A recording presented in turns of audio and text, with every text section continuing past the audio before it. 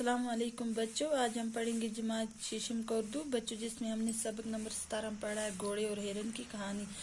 बच्चों, ये जो आधा सबक है हमने पिछली क्लास में पढ़ा है, आधा जो सबक हम आज इस क्लास में पढ़ेंगे। बच्चों, जो शिकारी ने घोड़े को उसके पीछे डाल दिया। जो शिकारी था उसने क्या किया, घोड़े को उसके पीछे डाल दिया। किसके पीछे? हिरन के पीछे।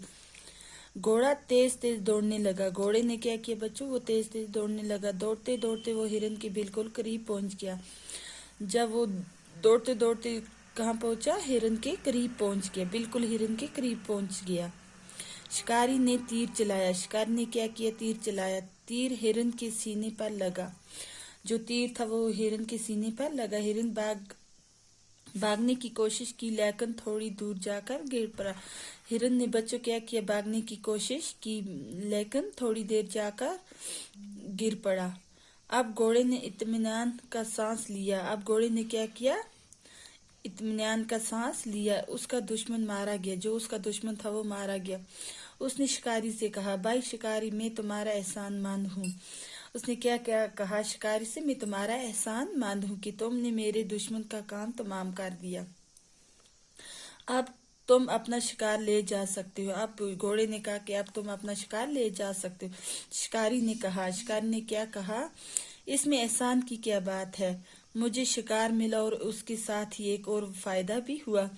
शिकारी जो था उसने क्या बोला कि मुझे इसमें एहसान की क्या बात है? एक तो शिकार मिला और शिकार के साथ एक और फायदा भी हुआ। एक और फायदा भी उसका हुआ। घोड़े ने पूछा, वो क्या? शिकारी ने कहा, मुझे पहले नहीं मालूम था कि तुम इतने कार आमद हो।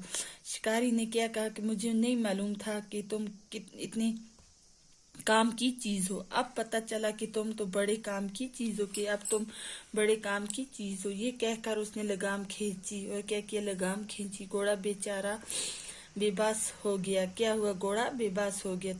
करता तो क्या करता? शिकारी घोड़े को बस्ती में ले आया। जो शिकारी था उसको घोड़े को क्या किया? उसने बस्ती में ले आया। वो दिन और आज का दिन घोड़े के मुंह से लगाम नहीं निकली। बच्चों, वो दिन और आज का दिन तक घोड़े के मुंह से लगाम नहीं निकली। और घोड़े का काम ये है कि वो आदमी को अपनी पीठ पर बिठाए फिरता है। इसीलिए तो कहते हैं कि आपस में लड़ना झगड़ना ठीक नहीं। बच्चों, आपको इस सबक से ये सबक मिला होगा कि हम एक दूसरे के साथ लड़ना झगड़ना अच्छा नहीं होता है। एक दूसरे के साथ इत्तेफाक में रहना होता है। बच्चों, ये था आज का सबक। अल्लाह हाफिज।